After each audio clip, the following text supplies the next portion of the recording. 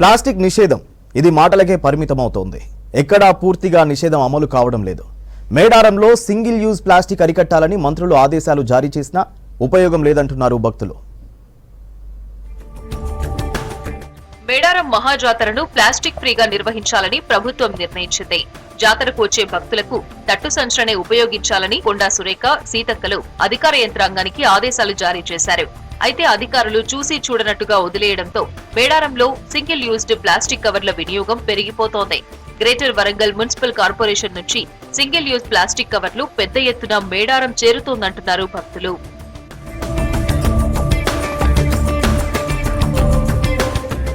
వరంగల్ నగరంలో single use plastic గోదాంలు చాలా ఉన్నాయి.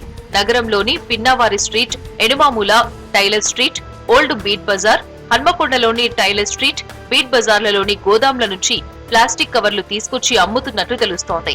కొందరు వ్యాపారులు హన్మకొండ, వరంగల్, కాజీపేట ఏరియాల్లోని ఇండస్ట్రీల నుంచి ఉమ్మడి వరంగల్ జిల్లాలోని చాలా ప్రాంతాలకు హోల్సేల్ ధరలకు ప్లాస్టిక్ కవర్లు, గ్లాసులు, ప్లేట్లు, క్యారీ బ్యాగ్స్ సరఫరా అవుతున్నాయి.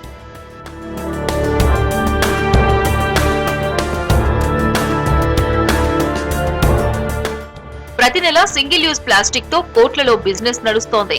కవర్లను కొనుగోలు చేసిన వారు ఎక్కడ పడితే అక్కడ వాటిని పడేస్తున్నారంటున్నారు విద్యార్థులు. దీనివల్ల అనేక సమస్యలు వస్తున్నాయని చెబుతున్నారు. వరంగల్లో నుంచే ఎక్కువ టన్నుల కొద్దీ ప్లాస్టిక్ కవర్లు అనేది మేడారం జాతరలో పంపిస్తున్నారు.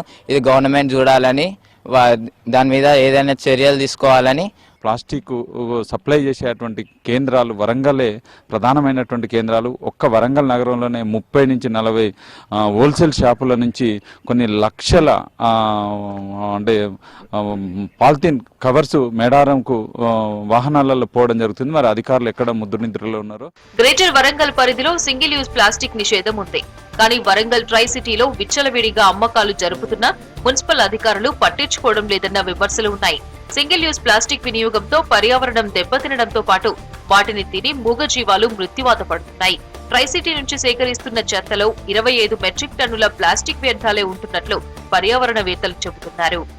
ప్లాస్టిక్ బ్యాగులను ఎక్కువగా తరలిస్తూ ఆ జాతరకు కావాల్సినటువంటి వసతుల కొరకు వాడుతున్నారు. ఒక పక్క నిషేధం చెప్పుకుంటున్న మరో పక్క సొంత జిల్లా నుంచి మాత్రమే వాటికి అక్కడికి సరఫరా జరుగుతున్నది. కాబట్టి ఏవైతే అప్రూవల్ ఇచ్చినటువంటి పొల్యూషన్ అప్రూవల్ బోర్డు ఇచ్చినటువంటి దాని ప్రకారంగా ఉన్నటువంటి బిలో 40 మైక్రాన్స్ ఉన్నటువంటి బ్యాగులను మాత్రం యూజ్ చేసే విధంగా చర్యలు తీసుకుంటేనే రాబోయే కాలంలో వాతావరణానికి ఎలాంటి ముప్పు జరగకుండా, ఈ వాతావరణంలో మార్పులు జరగకుండా ఉంటుంది. మేడారంలో ప్లాస్టిక్ వాడకుండా ప్రభుత్వం అవగాహన కార్యక్రమాలు నిర్వహిస్తున్నారు అధికారులు.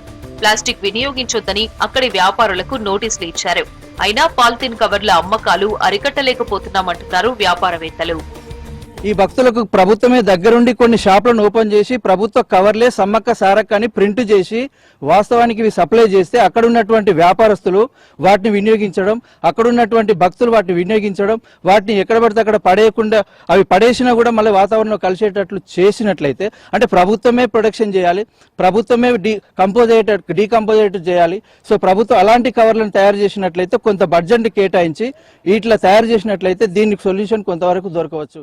మేడారంలో ప్లాస్టిక్ కవర్లు అమ్మకుండా అధికారులు కఠిన చర్యలు తీసుకోవాలంటున్నారు భక్తులు.